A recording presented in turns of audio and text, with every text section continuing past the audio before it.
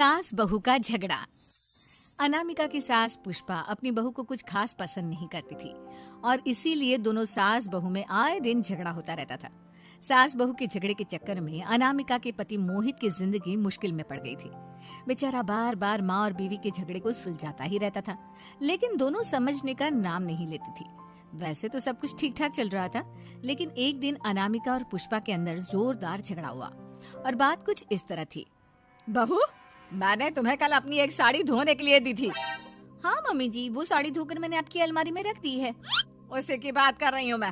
जरा देख तो, इस साड़ी को देखकर किसी भी तरह से लगता है ये धुली हुई है। अरे मम्मी जी, मैंने आपकी साड़ी वॉशिंग मशीन में अच्छे से धोकर सुखाकर आपकी अलमारी में तह बनाकर रखी थी। आपके तो नखरे खत्म ही नहीं होते। अरे कैसे बात कर रही है मुझसे? मेरे नखरे? अरे मोहित, जरा ये देख तो, ये साड़ी धुली हुई लग रही है क्या? अरे मम्मी, जब अनामिका कह रही है कि उसने साड़ी धोई थी तो मान लो ना। हर बात पर झगड़ा करना जरूरी है क्या? क्या है ना मोहित, तुम्हारी माँ को तो मेरे हर काम में नुस्ख निकालने की आदत पड़ गई है। जब तक दो चार खरी खोटी सुना नहीं लेती ना, इनका दिन नहीं निकलता। अरे चुप कर, बहू होकर मुझे जवाब देती हो। एक तो गंदे कपड़े उठाकर अलमारी में रख दिए, ऊपर से कैंची की तरह कचर कचर बोली जा रही हो। अरे मम्मी जी, आपको समझ में नहीं आता क्या? मैंने साड़ी धो कर रखी थी। तो फिर इतनी गंदी क्यों लग रही है? अब मुझे क्या पता मम्मी जी, आप इस पर इस तरह तेल और घी की चिकनाई के दाग लगाकर लाएंगी तो ये मेरी जिम्मेदारी थोड़ी ना है। अरे तो हाथ से धोना चाहिए था ना। मैं आपकी बहू हूँ, नौकरानी नहीं जो एक कपड़ा रगड़ रगड़ कर हाथ से धो दूंगी। आपको पहननी है तो पहनिए, नहीं तो रख दीजिए। तुझे तो मैं अच्छी तरह बताऊंगी, मुझे जवाब देती है। एक दिन सुबह के वक्त। अरे अनामिका, मेरी व्हाइट शर्ट कहाँ है? आज ऑफिस में बहुत बड़ा प्रेजेंटेशन है और मुझे वो व्हाइट शर्ट पहन कर जाना है। मुझे पता है, आपने मुझे 2 दिन पहले ही बता दिया था और आपकी शर्ट मैंने धोकर अच्छी तरह आयरन करके अलमारी में लगा दी है। जाइए वहाँ से ले लीजिए। अनामिका, ये तुमने क्या किया? ये देखो, शर्ट पर लिपस्टिक का दाग लगा हुआ है और ये तो एक जगह से जल भी गई है। नहीं नहीं मोहित, ऐसा नहीं हो सकता। मैंने तो तुम्हारी शर्ट ठीक से इस्त्री करके अलमारी में लगाई थी। तो फिर ये जल कैसे गई? अपने आप अलमारी में लटके लटके थोड़ी ना जल जाएगी। पर मोहित, मुझे अच्छी तरह याद है। देखो, अपनी गलती को छुपाने की कोशिश मत करो। और अगर शर्ट जल भी गई थी तो तुम्हें पहले बताना चाहिए था ना। मैं नई शर्ट लेकर आ जाता। अब ऐन वक्त पर शर्ट कहाँ से लेकर आऊं? मेरा इतना इम्पोर्टेंट प्रेजेंटेशन था, सब खराब हो जाएगा। अरे बेटा, क्यों परेशान होता है? ये देख, मैंने तेरे लिए पहले से ही एक नई व्हाइट शर्ट ला कर रखी है। लेकिन मम्मी, आप मेरे लिए व्हाइट शर्ट क्यों लेकर आई? अरे मुझे पता था तेरा प्रेजेंटेशन होने वाला है और अपनी इस बहू पर तो मुझे बिल्कुल भी भरोसा नहीं। क्या पता मेरी साड़ी की तरह तेरी शर्ट भी गंदी करके रख देती। और देख, वही हुआ ना। बेटा, सारी टेंशन छोड़ और ये नई शर्ट पहन कर जा। थैंक यू मम्मी, आज तो आपने बचा लिया मुझे। कुछ दिनों के बाद। अरे अनामिका, जानती हो, ऑफिस में मेरा जो दोस्त है ना अमर, आज उसका बर्थडे है और उसे तुम्हारे हाथ का चॉकलेट केक बहुत पसंद है। थोड़ा सा बनाकर टिफिन में रख दो ना प्लीज। हाँ हाँ, क्यों नहीं, मैं बहुत अच्छा केक बनाकर आपके दोस्त के लिए रख दूंगी।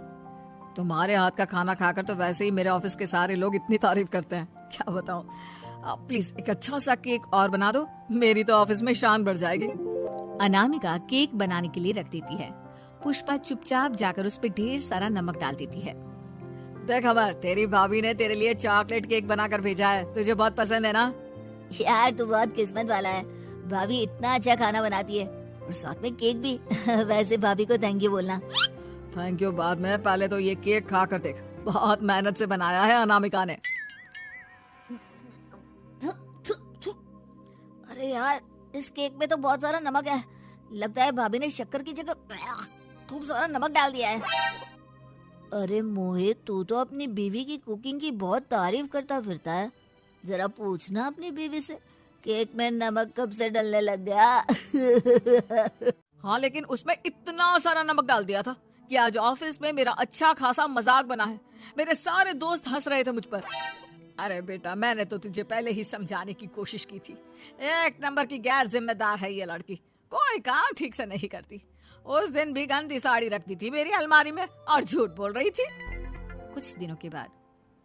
अनामिका देखो, मैंने अपना लैपटॉप चार्जिंग पर लगाया है, उसे अच्छी तरह चार्ज होने देना। मेरी एक अर्जेंट मीटिंग है, प्लीज बीच में से हटाना मत। हाँ हाँ ठीक है, मैं नहीं हटाऊंगी। पुष्पा चुपचाप से जाकर चार्जिंग का बटन बंद कर देती है। थोड़ी देर बाद, अरे ये लैपटॉप चार्ज क्यों नहीं हुआ? और ये बटन किसने ऑफ कर दिया? अनामिका इधर आओ। क्या हुआ? क्यों चिल्ला रहे इतना? अनामिका, मैंने तुमसे कहा था ना, मेरा लैपटॉप चार्जिंग पर लगा हुआ है, मेरी अर्जेंट मीटिंग है, तुमने इसका स्विच ऑफ क्यों कर दिया? अरे मैंने ऐसा कुछ नहीं किया, मैं क्यों स्विच ऑफ करूंगी? कुछ दिनों से देख रहा हूँ अनामिका, तुम मेरा हर काम बिगाड़ देती हो। देखो ये अच्छी आदत नहीं, कम से कम तुम्हें इस बात का तो ध्यान रखना चाहिए था कि मेरी कितनी इंपॉर्टेंट मीटिंग थी। अब क्या करूंगा मैं? आई एम सॉरी मोहित, लेकिन सच में मैंने जानबूझकर कुछ नहीं किया। अगर जानबूझकर नहीं किया तो क्या सब कुछ अपने आप हो जाता है? कभी मेरी शर्ट जल जाती है, कभी केक में नमक डल जाता है। आप मेरी बात क्यों नहीं सुनते? मैंने जानबूझकर कुछ नहीं किया। फिर से वही बात। अरे कितनी बार तुम्हें समझा चुका हूँ, इस तरह मेरा काम बार बार मत बिगाड़ा करो। तुम जानती हो मुझे कितनी प्रॉब्लम होती है। ऑफिस में तो पहले ही बेइज्जती करा चुकी हो, और अब ये मीटिंग, ये भी मेरे हाथ से निकल गई। अनामिका की समझ में कुछ नहीं आता कि आखिर उसके साथ ये सब क्या हो रहा था और क्यों हो रहा था। फिर कुछ दिनों के बाद मोहित अपने ऑफिस से कुछ फाइल लेकर घर आता है। अनामिका, ये कुछ फाइलें हैं, इन्हें संभाल कर रख दो, और प्लीज इस बार ध्यान से, कोई गड़बड़ी नहीं होनी चाहिए। नहीं मोहित, कोई गड़बड़ी नहीं होगी।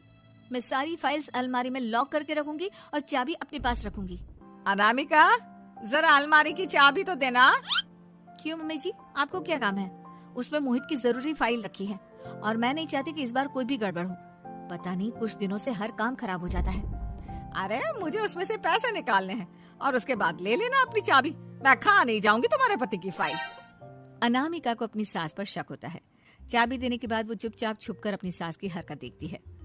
ये फाइलें उठाकर डस्टबिन में डाल देती हूँ, फिर देखना कैसे मोहित इसकी खबर लेगा। इस बार तो छोड़ेगा नहीं इसे।